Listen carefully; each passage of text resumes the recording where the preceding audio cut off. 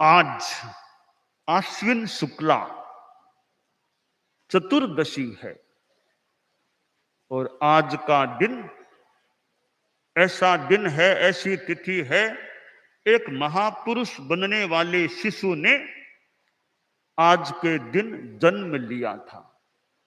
आज से 219 वर्ष पहले श्रीमद् दयाचार्य का एक शिशु के रूप में जन्म हुआ था।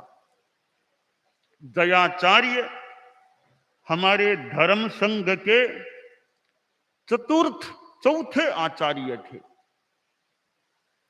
मैं हमारे धर्म संघ के अतीत के आचार्यों में 3 आचार्यों में कुछ बातों में समानता देख रहा हूं। वे 3 आचार्य हैं। परम वंदनीय आचार्य श्री भिक्षु प्रथम आचार्य, प्रज्ञा पुरुष श्रीमद् दयाचार्य चौथे आचार्य और परम श्रद्धेय आचार्य तुलसी 9वें आचार्य। इन तीनों आचार्यों में मैं कई संदर्भों में समानता देखता हूं।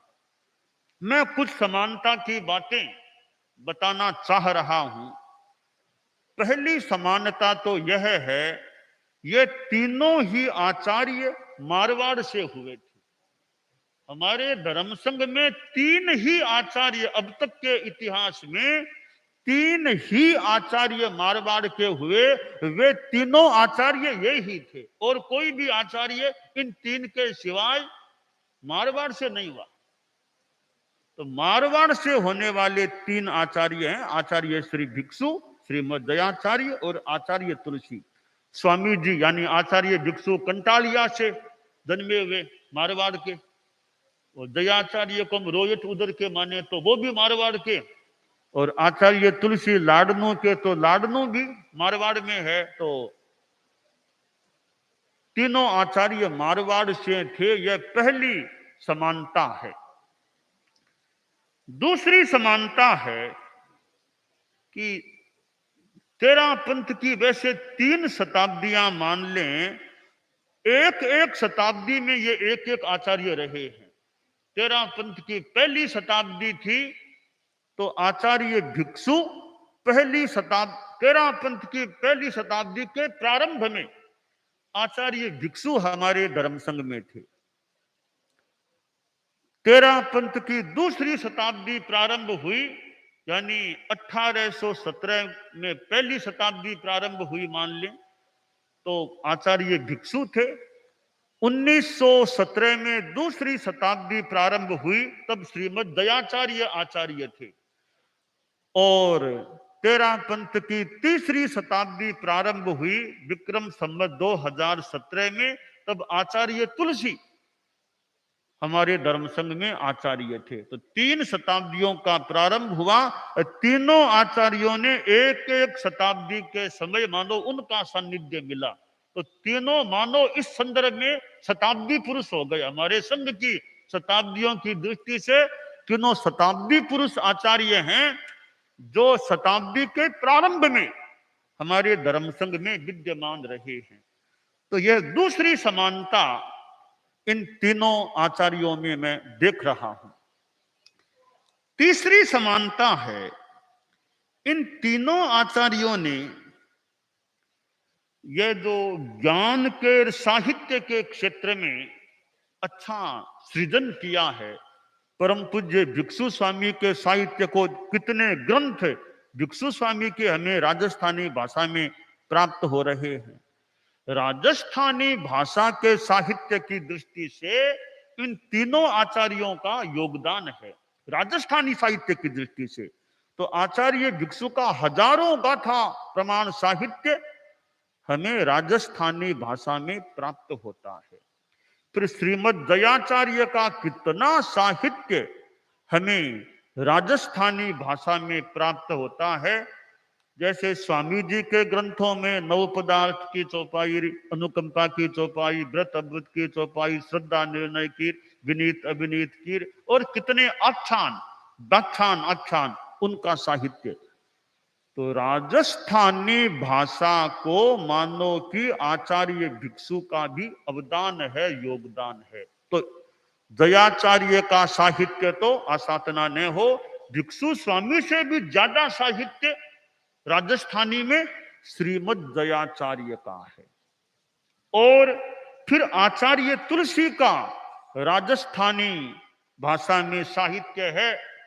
मैं कालू यशो विलास बांध रहा हूं इन दिनों में छापर में, तो आचार्य तुलसी का यह कितना अच्छा राजस्थानी भाषा का एक ये आख्यान, और कितने आख्यान डालगणी पर है डालिम चरित्र, मानक गणी पर है मानक महिमा, और कितने सेवा भावीर, ऐसे कितने आख्यान और कितने व्याख्यान परम पूज्य आचार्य श्री तुलसी के हमें राजस्थानी भाषा में प्राप्त होते हैं। मैं भूल न करूं तो आसातना किसी परम पूजनीय की न हो, इन तीन आचार्यों का जितना राजस्थानी भाषा में साहित्य है संभवतः और किसी भी आचार्य श्री का हमारे धर्म संघ में राजस्थानी भाषा में इतना साहित्य नहीं। तो राजस्थानी भाषा साहित्यकार की दृष्टि से इन तीनों आचार्यों में समानता का दर्शन होता है।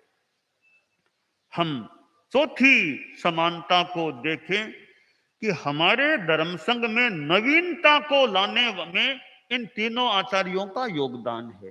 स्वामी जी तो थे ही, उन्होंने तो मानो संघ का प्रारंभ भी हुआ तो नवीनता अपने आप ही हो गई। फिर श्रीमद दयाचार्य ने भी धर्म संघ की प्रणाली में व्यवस्था में नवीनीकरण किया, परिष्कार किया।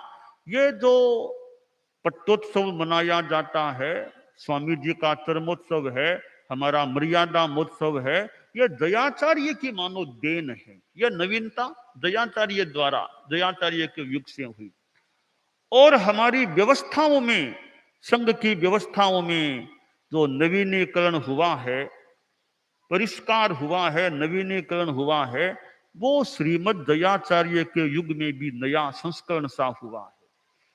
इधर हम परम पूज्य आचार्य तुलसी के युग में देखें कितनी नवीनता आ गई संघ में।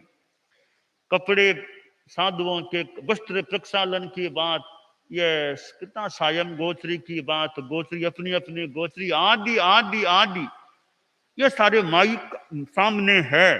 तो आचार्य तुलसी के युग में जो माइक सामने होना शुरू हुआ, पहले कहाँ माइक की व्यवस्था होती थी। ऐसी अनेक बातें संभवतः है देखी जा सकती है।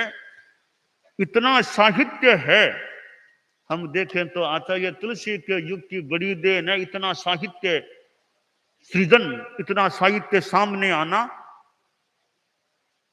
तो यह नवीनता आचार्य तुलसी के युग में भी हुई। तो नवीनता लाने वालों में ये तीनों आचार्य योगदान देने वाले रहे हैं कि तेरा पंथ में नवीनीकरण का काफी श्रेय इन तीन परम पूजनीय आचार्यों को संभवतः दिया जाए तो कोई आपत्ति वाली बात नहीं लग रही है। और इन तीनों का यूं अपना अनुशासन का भी अपना क्रम रहा है। तो कम से कम चार समानता कि तीनों आचार्य मारवाड़ के थे और तीन ही मारवाड़ के थे, तीनों ही मारवाड़ के और तीन ही मारवाड़ के आचार्य हुए, यह एक बड़ी समानता है।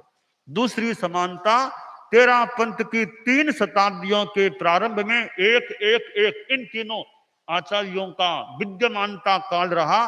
तो तेरा पंथ के शताब्दी पुरुष आचार्य एक तरह से ये तीनों हो जाते हैं। और तीसरी बात, राजस्थानी भाषा, राजस्थानी साहित्यकार के रूप में इन तीनों आचार्यों का योगदान है और संभवतः विपुल रूप में 3 का ही है। और आचार्यों का है वैसे थोड़ा तो मिल सकेगा, ज्यादा जितना इनका योगदान है संभवतः उतना अन्य आचार्यों का प्राप्त नहीं होगा। तो चौथी बात, नवीनता, धर्म संघ में परिष्कार, नवीनीकरण करने वाले भी ये तीनों आचार्य रहे हैं। तो आज श्रीमद दयाचार्य का यह और 20वां 220वां जन्म दिवस है। श्रीमद् दयाचार्य को आचार्य भिक्षु के भाष्यकार भी कहा गया है। मानो भिक्षु स्वामी के अवतार थे और भिक्षु स्वामी काल धर्म को प्राप्त हुए। करीब 1 महीना और 1 दिन दयाचार्य का जन्म हो गया था। तो अनेक संदर्भों में परम पूज्य श्रीमद् दयाचार्य का अपना वैशिष्ट्य है और उनका महाप्रयाण तो जयपुर में हुआ। तो महाप्रयाण जयपुर, इधर जयाचार्य, दोनों में जय जय का भी एक योग है। तो जयपुर जैसे एक अच्छे मतलब बड़े एक शहर में उनका महाप्रयाण हुआ था। तो ऐसे श्रीमद् दयाचार्य जो मानव की ज्ञान मूर्ति थे, ज्ञान की दृष्टि से उनका बड़ा कोई ज्ञानावरणीय क्रम का लगता है अच्छा क्रियोपशम था श्रीमद् दयाचार्य के, कि इतना साहित्य का सृजन कर दिया, इतनी उनकी प्रज्ञा रही। उनको उनके वो जीवनी की पुस्तक का नाम भी प्रज्ञा पुरुष, यानी उनके नाम के आगे प्रज्ञा पुरुष लगाया गया। प्रज्ञा पुरुष श्रीमद् दयाचार्य जो भी, तो प्रज्ञा पुरुष उन्हें कहा गया है। तो ऐसे वे ज्ञानी श्रुतधर व्यक्तित्व के धनी थे और बहुत छोटी अवस्था में, बालावस्था में वे मुनित्व को प्राप्त हो गए। छोटी सी अवस्था में संत बन गए।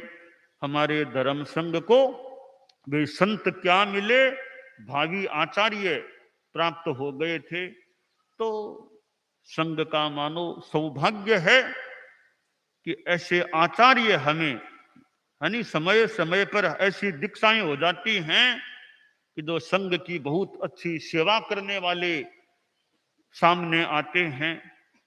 तो श्रीमद् दयाचार्य एक बाल योगी, बाल मुनि के रूप में वो हमारे धर्म संघ में आए थे, यानी बाल मुनि बने थे। तो आज भी हमारे धर्म संघ में बाल मुनि आज भी छोटे छोटे संत होते हैं, दीक्षित होते हैं। तो हमारे छोटे छोटे संत हैं, वे भी दयाचार्य जैसे ज्ञानी बने। खैर, जितना हो सके दयाचार्य जैसे ज्ञानी थे। बालावस्था में कितने जल्दी वो ऐसे मानो एक अच्छे ज्ञानी संभवतः बन गए थे, बनने शुरू हो गए थे। तो हमारे बाल मुनि छोटे छोटे संत हैं। तो श्रीमद् दयाचार्य वो कई बार वो मांगते कि अभय कुमार जैसी बुद्धि मिले, कई बार वो मांग में प्रार्थना अभय कुमार जैसी बुद्धि मिले। हमारे बाल मुनि थोड़ा यूं सोच लें, दयाचार्य जैसा ज्ञान मिले, दयाचार्य जैसा हमें ज्ञान मिले, और अच्छा मिले, दयाचार्य जैसा ज्ञान मिले। तो कि अभय कुमार जैसी बुद्धि, दयाचार्य जैसा ज्ञान मिले। तो मैं परम पूजनीय श्रीमद् दयाचार्य को वंदन करता हूं। आज उनका 220वां जन्म दिवस है। 219 वर्ष पूरे हो गए जन्म को, 220वां जन्म दिवस है।